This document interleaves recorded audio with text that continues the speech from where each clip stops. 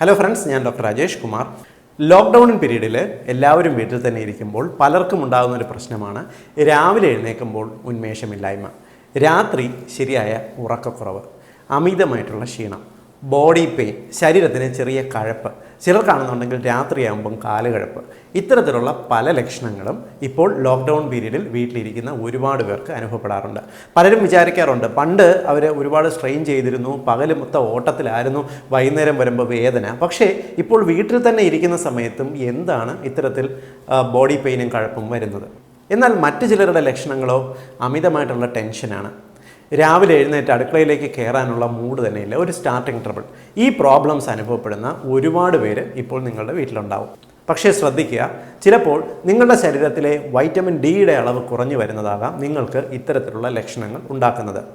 സൂര്യപ്രകാശം നമ്മുടെ ശരീരത്തിൽ നേരിട്ട് ഏൽക്കുമ്പോഴാണ് നമ്മുടെ ശരീരത്തിൽ വൈറ്റമിൻ ഡി ഉൽപ്പാദിപ്പിക്കപ്പെടുന്നത് എന്ന് നിങ്ങൾ കേട്ടിട്ടുണ്ടാകാം.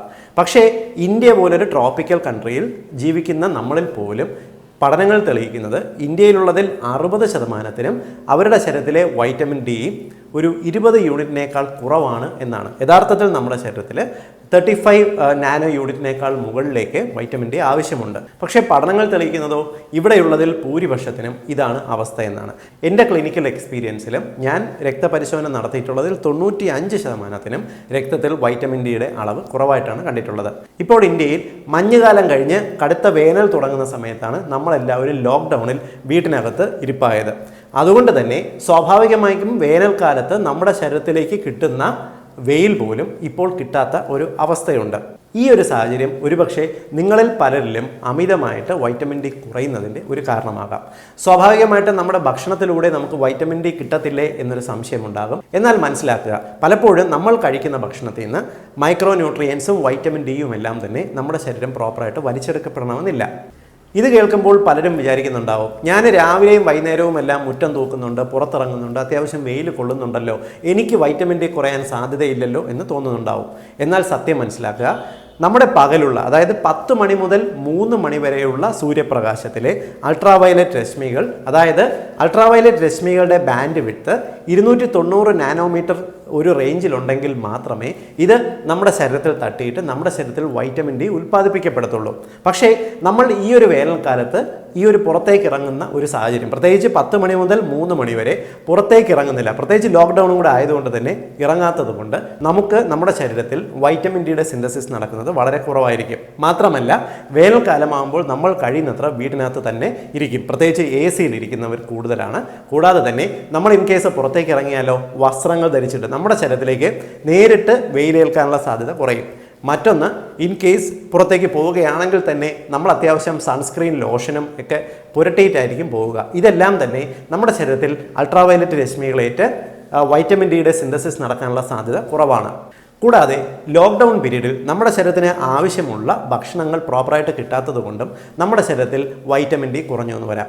വൈറ്റമിൻ ഡി കുറഞ്ഞാൽ ഞാൻ നേരത്തെ പറഞ്ഞ പോലുള്ള ലക്ഷണങ്ങൾ, അതായത് വൈറ്റമിൻ ഡിയുടെ ആണെന്ന് നമുക്ക് സംശയം തോന്നാത്ത തരത്തിലുള്ള ലക്ഷണങ്ങളാണ് കാണിക്കുക. അതായത് രാവിലെ എഴുന്നേറ്റ് കഴിഞ്ഞാൽ അമിതമായിട്ട് ക്ഷീണം, കിടക്കയിൽ നിന്ന് എഴുന്നേക്കാൻ തോന്നത്തില്ല, തലയ്ക്ക് ഒരു പെരുപ്പ് പോലെ, ഉറക്കക്കുറവ്, രാവിലെ ഒരു ജോലിയും ചെയ്യാനുള്ള മൂഡില്ലായ്ക.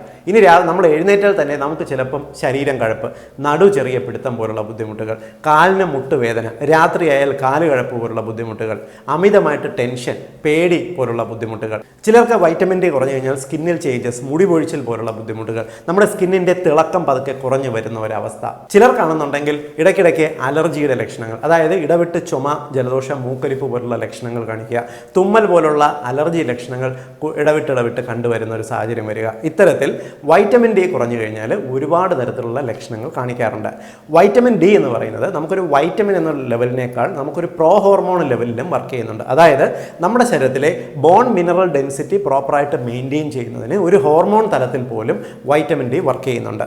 അതുകൊണ്ട് സാധിക്കുമെങ്കിൽ നിങ്ങൾ ഒരു ദിവസത്തിൽ ഏതെങ്കിലും ഒരു അരമണിക്കൂർ മുതൽ 1 മണിക്കൂർ വരെയുള്ള സമയം അല്പം വെയിലത്തിറങ്ങി എന്തെങ്കിലും ചെയ്യാൻ ശ്രമിക്കുക. കനത്ത വെയിൽ ചൂടിലേക്ക് പോകണം എന്നതിനേക്കാൾ ഉപരിയായിട്ട് നമുക്ക് നമ്മുടെ വീടിൻ്റെ ബാൽക്കണിയിൽ നിന്നിട്ട് വെയിൽ അല്പം ശരീരത്തിൽ തട്ടുന്ന രീതിയിലുള്ള എന്തെങ്കിലും ജോലികൾ ചെയ്യുകയോ, ഇല്ലെങ്കിൽ അടുക്കളയുടെ പുറത്തേക്ക് ഇറങ്ങിയിട്ട് എന്തെങ്കിലും ചെറിയ പണികൾ ചെയ്യുകയോ, പറമ്പിൽ വെയിൽ കൊള്ളുന്ന രീതിയിൽ അല്പം എന്തെങ്കിലും ചെറിയ വർക്കുകൾ ചെയ്യുന്നതോ എല്ലാം നമ്മുടെ ശരീരത്തിലേക്ക് അൾട്രാവയലറ്റ് രശ്മികൾ ഏൽക്കാനും വൈറ്റമിൻ ഡിയുടെ സിന്തസിസ് നടക്കാനും സഹായിക്കും. മാത്രമല്ല നിങ്ങൾക്ക് സാധിക്കുന്നുണ്ടെങ്കിൽ വൈറ്റമിൻ ഡി കണ്ടന്റ് ഉള്ള ഭക്ഷണങ്ങൾ കൂടി ഈ സമയത്ത് ഫുഡിൽ ഉൾപ്പെടുത്താൻ ശ്രമിക്കുക. ഇനി വൈറ്റമിൻ ഡി കണ്ടന്റ് ഉള്ള ഫുഡുകൾ ഏതൊക്കെയെന്ന് പറഞ്ഞാൽ ചാള, ചൂര, അയല പോലുള്ള മത്സ്യങ്ങൾ. ഇനി നിങ്ങൾക്ക് മത്സ്യങ്ങൾ അവൈലബിൾ അല്ലെങ്കിൽ മീൻ എണ്ണ ഗുളിക, കോഡ് ലിവർ ഓയിൽ നിങ്ങൾക്ക് കഴിക്കാവുന്നതാണ്. കൂടാതെ നിങ്ങൾക്ക് പാലിൻ്റെ പ്രോഡക്ട്സ്, പനീർ പോലുള്ള വസ്തുക്കളിലും വൈറ്റമിൻ ഡി അടങ്ങിയിട്ടുണ്ട്. കൂടാതെ മുട്ടയുടെ മഞ്ഞ, അതേപോലെ കോഴിയിറച്ചി, കാടയിറച്ചി ഇവയിലെല്ലാം വൈറ്റമിൻ ഡി അടങ്ങിയിട്ടുണ്ട്. ഇനി നിങ്ങൾ വെജിറ്റേറിയൻസ് ആണെങ്കിൽ പതിവായിട്ട് കൂൺ അഥവാ മഷ്റൂം കഴിക്കുന്നത് നിങ്ങളുടെ ശരീരത്തിലേക്ക് വൈറ്റമിൻ ഡി കിട്ടാൻ സഹായിക്കും. ഇത് മാത്രമല്ല, നിങ്ങൾക്ക് വീട്ടിൽ തന്നെ കൂൺ വളർത്തലുണ്ടെങ്കിൽ കൂൺ നിങ്ങൾ കറി വയ്ക്കുന്നതിനായി പറിക്കുന്നതിന് മുൻപ് അല്പനേരം എടുത്ത് വെയിലത്ത് വച്ചിട്ട് നിങ്ങൾ എടുത്ത് ഉപയോഗിക്കുന്നുണ്ടെങ്കിൽ അതിനകത്ത് വൈറ്റമിൻ ഡിയുടെ അളവ് കൂടുതലായിരിക്കുമെന്ന് ഞാൻ വായിച്ചിട്ടുണ്ട്. ഇത്തരത്തിൽ നമ്മൾ ലോക്ക്ഡൗൺ പീരീഡിലായിരിക്കുന്ന സമയത്ത് പോലും ശ്രദ്ധിച്ചു കഴിഞ്ഞാൽ നമ്മുടെ ശരീരത്തിൽ ആവശ്യമുള്ള വൈറ്റമിൻ ഡി വെയിലിൽ നിന്നും ഫുഡിൽ നിന്നും നമുക്ക് ലഭിക്കുന്നതായിരിക്കും. ഞാൻ ഈ പറഞ്ഞ കാര്യങ്ങൾ ചെയ്തിട്ടും നിങ്ങളുടെ ബുദ്ധിമുട്ടുകൾ, ശരീരത്തിന് ഞാൻ നേരത്തെ പറഞ്ഞുള്ള ബുദ്ധിമുട്ടുകൾ പെർസിസ്റ്റ് ചെയ്യുവാണെങ്കിൽ നിങ്ങൾ ഈ ലോക്ക്ഡൗൺ പീരീഡ് കഴിഞ്ഞ് നിങ്ങളൊരു ഡോക്ടറെ കണ്ടിട്ട് രക്തപരിശോധനയിൽ വൈറ്റമിൻ ഡി കുറവാണോ ഇല്ലയോ എന്ന് പരിശോധിക്കുക. വൈറ്റമിൻ ഡി കുറവാണെങ്കിൽ തീർച്ചയായിട്ടും ഡോക്ടർ പറയുന്ന അളവിൽ വൈറ്റമിൻ ഡി സപ്ലിമെൻറ്റുകൾ കഴിക്കേണ്ടതാണ്. കാരണം അത് നമ്മുടെ എല്ലുകളുടെ ഒരു ഗ്രോത്ത് അല്ലെങ്കിൽ എല്ലുകളുടെ ഉറപ്പ് നിലനിർത്തുന്നതിനേക്കാൾ ഉപരിയായിട്ട് നമ്മുടെ ശരീരത്തിലെ A to Z ഫംഗ്ഷന് ഇത് ഒരുപാട് വലിയ പങ്ക് വഹിക്കുന്നുണ്ട്. ഏറ്റവും പ്രധാനമായിട്ട് 5 വയസ്സിൽ താഴെയുള്ള കുട്ടികൾ, ഗർഭിണികൾ, മുല കൊടുക്കുന്ന അമ്മമാർ, 65 വയസ്സിന് മുകളിലുള്ള ആൾക്കാർ, അമിതവണ്ണമുള്ളവർ എന്നിവർ നിർബന്ധമായിട്ടും നിങ്ങളുടെ ശരീരത്തിൽ വൈറ്റമിൻ ഡി കുറവാണോ എന്ന് പരിശോധിച്ച് ആവശ്യത്തിന് ഡോക്ടറെ കണ്ട് സപ്ലിമെൻറ്റ് ചെയ്യേണ്ടതാണ്. ഞാൻ ഈ പറഞ്ഞ ഇൻഫർമേഷൻ വളരെ പ്രധാനപ്പെട്ടതാണ്. കാരണം ലോക്ക്ഡൗൺ ആയിട്ട് നമ്മളെല്ലാവരും വീട്ടിലിരിക്കുന്ന ഈ ഒരു സമയത്ത് ഞാൻ ഈ പറഞ്ഞ ലക്ഷണങ്ങൾ ഒരുപാട് പേരിൽ കണ്ടുവരുന്നുണ്ട്. അതുകൊണ്ട് തന്നെ എല്ലാവരും ഈ ഒരു ഇൻഫർമേഷൻ മനസ്സിലാക്കിയിരിക്കുക. നിങ്ങളുടെ സുഹൃത്തുക്കളുടെ അറിവിലേക്കായി പരമാവധി ഷെയർ ചെയ്യുക. വീണ്ടും മറ്റൊരവസരത്തിൽ മറ്റൊരു വിഷയമായി കണ്ടുമുട്ടാം. ബൈ.